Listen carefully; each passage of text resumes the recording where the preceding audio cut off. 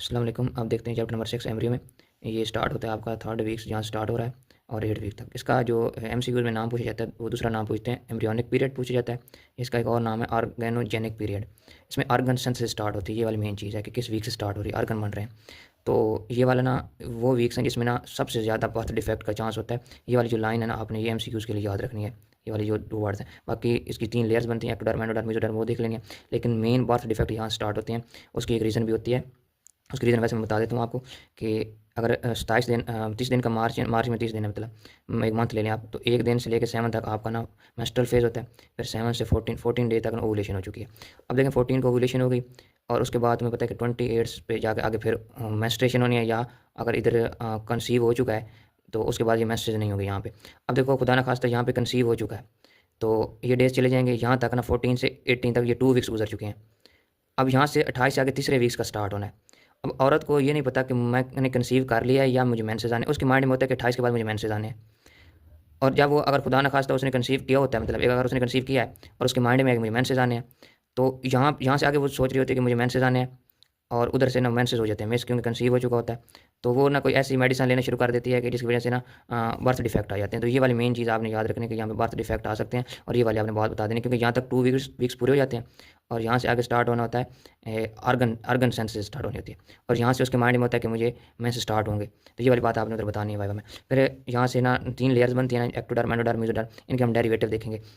Derivative of ectodermal germ layer, तो इसमें ये आपने जस्ट रीड करना है किस तरह एक्टोडर्म एक न्यूरल प्लेट क्या बना रही है। लेकिन जो भी एम्ब्रियो में जहाँ भी आपको मॉलिक्यूलर रेगुलेशन आएगी ना, वो आपने क्रॉस कर देनी है, मॉलिक्यूलर रेगुलेशन नहीं करनी होती। उसके बाद मेन जो इसका ना सबसे इंपॉर्टेंट टॉपिक है वो न्यूरोलेशन है। ये पहले अगर ऐसे यूज़ होते थे तो ये बहुत इंपॉर्टेंट टॉपिक होता था न्यूरोलेशन का। अब इसमें आपने डेफिनेशन करनी कि न्यूरोलेशन होती कैसे है और न्यूरोलेशन से आगे बनता क्या है। ये वाली आपने चीज़ बतानी है कि न्यूरल प्लेट कैसे बनती है। ये न्यूरल फोल्ड, पहले न्यूरल प्लेट बनेगी, फिर न्यूरल फोल्ड बनेगी, फिर न्यूरल ग्रूव बनेगा, फिर न्यूरल ट्यूब की फॉर्मेशन होती है। न्यूरोलेशन में न्यूरल ट्यूब की फॉर्मेशन है, जैसे आपका ब्रेन और स्पाइनल कॉर्ड वगैरह बननी है, ये चीज़ इसमें न्यूरोलेशन में। अच्छा, और ये जो डायग्राम्स के लिए आपने ऑस्पी वगैरह में करने के लास्ट ईयर ने ये जो 2 डायग्राम्स हैं ये दोनों ऑस्पी में आई हुई थी। तो जब आप ऑस्पी तैयार करेंगे उसमें मार्किंग मैं करवा दूंगा, लेकिन बेस्ट ये है कि आप अभी से इसको एक दफ़ा देख लेंगे तो ईजिली हो जाता है। ठीक है, उसके बाद हम देखते हैं कि यहाँ तक न्यूरल ट्यूब बनी। न्यूरल ट्यूब के पोर्स होते हैं, एक क्रीनियल न्यूरो पोर्स होता है, इसको इंटीरियर कहते हैं, एक पोस्टीरियर होता है। यहाँ पे इनकी ना क्लोजर डेट लिखी होगी। क्रीनियल न्यूरोपोर जो होता है वो एक 28 डे पे क्लोजर होता है, एक 25 डे पे क्लोजर होता है, ये देखना है। और कौन से स्मार्ट के लेवल पे होता है, ये वाला ना एमसीक्यूज बार बार पूछा गया। बहुत सी चीज़ होती है जिस पर डेज याद नहीं करने होते, लेकिन ये जो क्रीनियल और पोस्टीरियर क्रीनियल न्यूरोपोर्स है ना, इनकी डेट आपने याद करनी है। उसके बाद जैसे न्यूरल ट्यूब बनती है वहाँ पे एनसीसी सेल्स होते हैं, न्यूरल क्रॉस सेल्स, वो भी बन रहे होते हैं। अब आपने देखना है कि ये जो एनसीसी सेल्स हैं ये कहाँ से बनते हैं और आगे इनकी माइग्रेशन लिखी होगी सारी, ये माइग्रेशन आपने देख लेनी है। लेकिन इसका जो बेस्ट है वो आपने अगले पेज पे करना है। यहाँ पे मॉलिक्यूलर रेगुलेशन आपने छोड़ देनी है इसकी सारी, मॉलिक्यूलर रेगुलेशन नहीं है इसकी। मेन चीज़ आपकी यहाँ पे लिखी हुई है NCC, derivative of neural crest cells. ये ना आपको वाइवा का बहुत फेवरेट क्वेश्चन, जितने भी ये ना एनसीसी के डेरिवेटिव लिखे हुए हैं ये आपने कर लेने। लेकिन ये बातें जो भी इधर लिखेंगे वो आपने ध्यान से पढ़नी। यहाँ पे लिखा है स्पाइनल कार्ड का डोर्सल रूट गैंग्लिया, ये ना एमसीक्यूज में एक दफ़ा आया था। तो जो भी चीज़ उसने यहाँ पे बताई है ना वो आपने प्रॉपर बतानी है। सिम्पैथेटिक का परी ऑप्टिक गैंग्लिया, इस तरह की चीज़ें वो पूछ लेता है, तो डोर्सल रूट गैंग्लिया बनाता है स्पाइनल में। ये सारे आपने ना इसी तरह जिस तरह लिखे हुए रट्टा मार लेना है, वाइवा में आएगा तो बता देना, एमसीक्यूज में तो बता देना। उसके बाद ये सबसे मेन इसका ना डिफेक्ट होता है न्यूरल ट्यूब डिफेक्ट। ये वेरी इंपॉर्टेंट टॉपिक है आपके वाइवा के हिसाब से कि एंटिटीज़ क्या होते हैं। न्यूरल ट्यूब डिफेक्ट, जो न्यूरल ट्यूब बन रही है अगर क्लोज नहीं होती तो उससे न्यूरल ट्यूब डिफेक्ट आते हैं। इसमें 2 आती हैं, एनएनसेफेलिस, स्पेना बाइफेडा। फिर स्पेना बाइफेडा की भी आगे 2 टाइप्स होती हैं, कल्टा सिस्टिका, वो आप सेकंड ब्लॉग में देखेंगे। लेकिन अभी आपने इनकी 2 की डेफिनेशन आनी चाहिए। फिर दोनों की काजेज नीचे लिखी होंगी इधर, वो काजेज आपने कर लेनी है।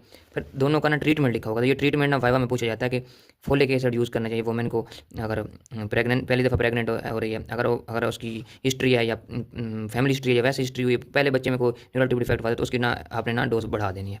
ठीक हो गया।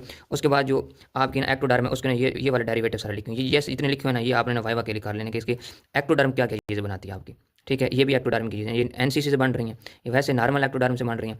तो ये सारे वैसे वो कह देगा एक्टोडर्म के डेरिवेटिव बताओ तो ये भी बता सकते हो, ये भी बता सकते हो। स्पेशल करके क्या करनी एनसीसी के बताओ तो फिर आपने सॉरी एनसीसी के लिए आपने ये बता देने, सही हो गया। उसके बाद ये वाले डायग्राम्स ना बहुत फेवरेट हैं ऑस्पी के लिए, यही सेम डायग्राम लिखी होगी आपने कहना सर ये एनएनसेफेली है, ये स्पेना बाइफिडा है, इसकी टाइप से लिखी होगी स्पेना बाइफिडा है, सिस्टिका है, स्पेना बाइफिडा ओकल्टा है, ये दोनों स्पेना बाइफिडा है नीचे वाले, ऊपर एनएनसेफेली है। अच्छा आगे आ जाते हैं। आगे है derivative of mesoderm germ layer. Mesoderm की ना 3 लेयर्स होती हैं, पारेक्सियल, इंटरमीडिएट, लेटर प्लेट। अब लेटर प्लेट की आगे 2 सोमैटिक स्प्लैंक्निक होती है। अब हम एक एक के देखेंगे, पारेक्सियल के भी देखेंगे क्या चीज़ें बन रही होती हैं इंसान की बॉडी में, इंटरमीडिएट से भी, लेटर प्लेट से भी। लेकिन लेटर प्लेट की सोमैटिक स्प्लैंक्निक है ना वो उसको ना इधर अलग करके उसने लिखा है कि इनके दूसरे के नाम भी होते हैं। सोमैटिक को आप पैराइटल्स मेसोडर्म कहते हैं, स्प्लैंक्निक को विसरल कहते हैं। ये एमसीक्यूज में आता है कि ऐसी कवरिंग जो योग साइक को लाइक करती है उसका नाम क्या होता है। ये दोनों में से एक नाम भी दे सकते हैं। ये कंफ्यूजिंग एमसीक्यूज होता है ये वाला, तो आपने इसको ना सही से देखना है। फिर हम पाराएक्सियल मेसोडर्म के देखते हैं कि इसमें ना आपने ये वाला लेक्चर लेना है इसका अच्छे से, मेडिको विजुअल का ले लेना है या डॉक्टर आजम के ले लेने हैं। वो बहुत अच्छे से आपको बताएगा कि पाराएक्सियल मेसोडर्म में सोमाइट कैसे बनते हैं। फिर सोमाइट जो होता है ना वो आगे मॉलिक्यूलर रेगुलेशन छोड़ देनी है, ये भी आपने छोड़ देना है। ये सोमाइट जो बने थे वो आपके डिफरेंशिएट कैसे होती हैं, इसमें सोमाइट स्क्लेरोटोम कैसे बनता है, या स्क्लेरोटोम, मायोटोम, डर्मोटोम, ये 3 चीज़ें बनती हैं इसमें। इनकी डिटेल इधर बहुत ईजी करके लिखी हुई है। ये अभी वैसे पढ़ोगे आप तो ये बहुत मुश्किल लगेगा आपको, क्योंकि इसमें ना वेंट्रोलेटरल एज यूज़ करेगा, डोर्सोमीडियल एज यूज़ करेगा कहीं पे, तो 2-3-4 नाम यूज़ करेगा वो आपको कंफ्यूज करेंगे। अगर आप एक दफ़ा लेक्चर ले लेंगे ना फिर बहुत ईजी हो जाएगा आपके लिए। ठीक है, उसके बाद फिर मॉलिक्यूलर रेगुलेशन जितनी भी आनी होती है ना, मॉलिक्यूलर रेगुलेशन आपने छोड़ देनी है, ये सारे मॉलिक्यूलर रेगुलेशन नहीं करनी होती। उसके बाद आप आगे आ जाते हैं इंटरमीडिएट में। इंटरमीडिएट पे ना आपने इधर लिखना है नेफ्रोटोम और नेफ्रोजेनिक, यानी आपका यूरोजेनिटल सिस्टम बनता है। ये एमसीक्यूज में यही बात पूछता है वो। फिर लेटरल प्लेट की वो दोनों लेयर के ना डेरिवेटिव बताएगा, लेटरल प्लेट में पैरेटल के भी बताएगा, विसरल के भी बताएगा। ये आपने ऐसे रीड करना है, इसमें जितने भी उसके ना डेरिवेटिव आएंगे आपने पढ़ लेने। फिर ब्लड वेसल में एमसीक्यूज आता है, वाइवा में पूछते हैं वस्कुलोजेनेसिस और एंजियोजेनेसिस में ना फ़र्क बताओ, तो ये कौन से वीक वगैरह में हो रही होती है, ये चीज़ पूछी जाती है। ठीक हो गया। वाइवा में पिछली दफ़ा वस्कुलोजेनेसिस और एंजियोजेनेसिस के बारे में पूछा गया था, ये आपने बता देना उसे वाइवा में।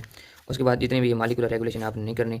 उसके बाद आपने करना है कैपिलरी हेमेंजियोमास क्या होते हैं। कैपिलरी हेमेंजियोमास वाइवा में पूछे गया था, इसी तरह डायग्राम लगी होगी इसकी ना, ए पे उसने फोकल कैपिलरी हेमेंजियोमास बताया, इधर डिफ्यूज बताया, तो आपने प्रॉपर ये बताना था। अगर ये होगा तो हेमेंजियोमास आपने बता देना, लेकिन प्रॉपर नाम बताना साथ वाला, तब आपका ना वो ठीक मानेगी। अगर टीचर बैठा होगा तो मान लेगा, अगर औरत होगी तो मानेगी, ये बात होनी। फिर डेरिवेटिव आप एंडोडर्म लेयर, एंडोडर्म पता है तो आपको जीआईटी बनाती है, फोरकट, मिडकट, हाइंडकट, ये जस्ट रीड है, आपने एक दफ़ा समझना है बात को। और इसके डेरिवेटिव आखिर पे ना उसने इकट्ठे करके लिखे होंगे इधर आगे करके, ये यहाँ पे ना ये 2 और ये 3, ये वाइवा में पिछली दफ़ा पूछा गया है। इसी तरह एंडोडर्म के डेरिवेटिव बताओ, ये 5 आपने बताने आपके 2-3 नंबर पक्के। उसके बाद ये वाले आगे जो लिखा हुआ सारा ये जो मॉलिक्यूलर रेगुलेशन ये नहीं करनी आपने।